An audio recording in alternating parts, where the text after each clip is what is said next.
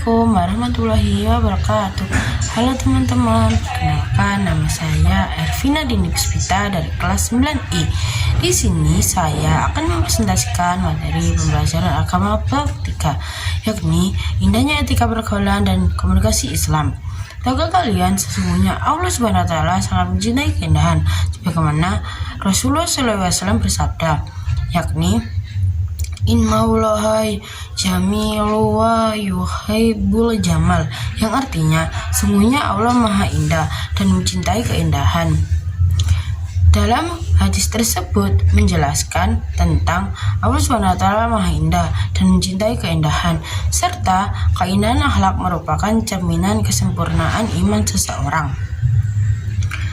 Tahukah kalian manusia adalah makhluk sosial yang pastinya sangat menyukai pergaulan. Bahkan Allah Subhanahu wa taala berfirman dalam Quran surat Al-Hujurat ayat 13 yang menjelaskan tentang Allah memerintahkan manusia untuk saling mengenal satu sama lain dengan menggunakan etika. Etika adalah baik buruk atau benar tidaknya tingkah laku dan tindakan seseorang dalam pergaulan. Dengan adanya etika, kita bisa mendatangkan manfaat dan dijauhkan dari larangan atau yang bertentangan dengan agama Islam. Berikut beberapa etika yang harus diterapkan dalam pergaulan. Pertama, bergaul kepada orang yang lebih tua.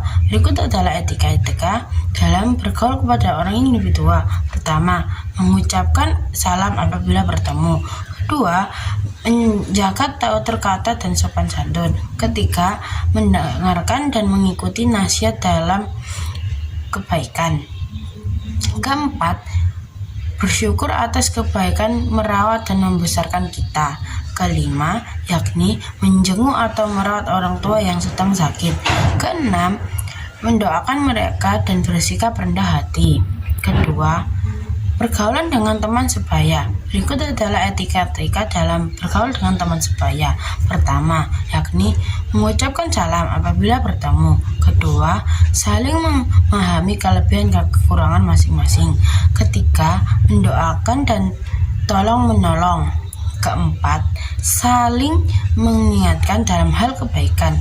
Kelima, menjauhi hal-hal yang menimbulkan pertengkaran. Keenam, menjenguk teman yang sedang sakit. Ketujuh, menyelesaikan dengan kepala dingin apabila terjadi perselisihan. Ketiga, etika bergaul dengan orang yang lebih muda. Berikut adalah etika-etika bergaul kepada orang yang lebih muda. Pertama, bersikap penuh kasih sayang. Kedua, memberikan keteladanan dan nasihat pada mereka. Ketiga, tidak melakukan perundungan atau bullying. Keempat, tidak menyuruh yang kurang wajar padanya. Kelima, saling tolong menolong dan mendoakan. Keenam, memanggil dengan nama panggilan yang sopan.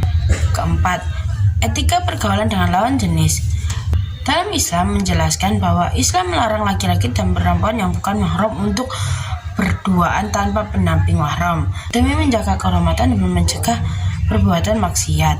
Berikut adalah etika-etika dalam bergaul dengan lawan jenis. Pertama, tidak bersentuhan fisik. Kedua, menjaga pandangan. Ketiga, hindari tempat-tempat yang sepi. Keempat, menjaga batas interaksi komunikasi. Kelima, meminta izin kepada orang tua. Keenam, bagi wanita hendaknya menutup aurat. Dalam Islam juga menjelaskan perintah kepada perempuan mukmin untuk menutup aurat dengan jilbab agar mereka mudah dikenali dengan sebagai wanita yang beriman dan terhindar dari gangguan serta menunjukkan kemuliaan dan kehormatan diri. Adapun etika-etika komunikasi dalam Islam. Pertama, berbicara atau menyampaikan informasi yang benar. Dijelaskan pada Quran surat Al-Hujurat ayat 6 yang memerintahkan untuk meneliti dan memastikan kebenaran suatu berita sebelum mempercayai atau menyebarkannya agar tidak menimbulkan fitnah atau kerugian dan penyesatan.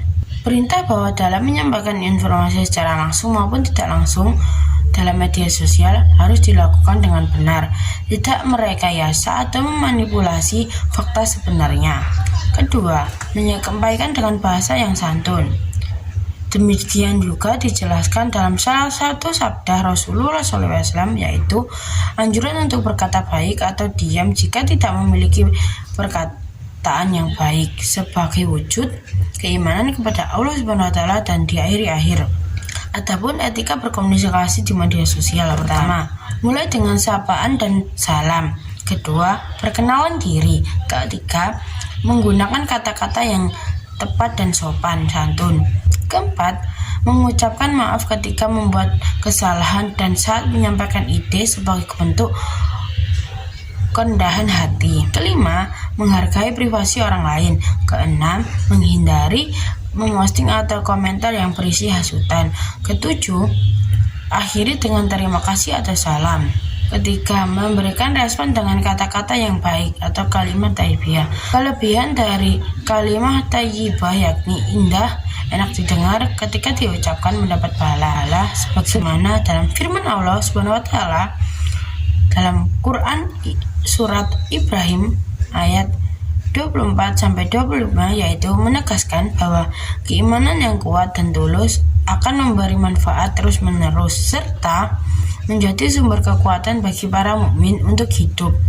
Atau seperti kalimat baik seperti pohon yang akarnya teguh, buahnya memberi manfaat. Ini macam-macam kalimat thayyibah. Pertama, yakni salam, assalamualaikum warahmatullahi wabarakatuh. Kedua, tasbih, subhanallah. Ketiga, masya Allah. Keempat, takmid, alhamdulillah. Kelima, istighfar, astaghfirullahalazim. Keenam, takbir, Allahu akbar. Ketujuh, istirja, innalillahi wa inna ilaihi rajiun, dan lainnya. Keempat, bertanggung jawab sebagaimana dalam hadis riwayat Bukhari nomor 844 dan Muslim nomor 3408, yaitu setiap orang adalah pemimpin dan akan dimintai pertanggungjawaban. Adapun hikmah menerapkan etika pergaulan dan komunikasi Islam, pertama yakni dicintai Allah Subhanahu wa taala dan Rasulnya. Kedua, mendatangkan pahala dari Allah Subhanahu wa taala. Ketiga, menjadikan pribadi yang disegani, dirahmati dan disenangi oleh orang lain. Keempat, terciptanya kehidupan yang harmonis di antara sesama. Kelima, memudahkan hubungan baik dengan orang lain. Keenam, terhindar dari pertengkaran dan permusuhan. Ketujuh, terhindar dari perbuatan maksiat dan dosa. Kesimpulan yang saya dapatkan pada bab ini adalah Islam mengajarkan etika pergaulan dan komunikasi yang santun, jujur, dan penuh rasa hormat. Komunikasi dan etika yang baik mencerminkan kepribadian setiap orang. Oleh karena itu, kita perlu menjaga batas pergaulan, memilih teman yang baik, dan menjauhi perilaku negatif. Sekian presentasi dari saya. Mohon maaf bila ada salah kata. Wassalamualaikum warahmatullahi wabarakatuh.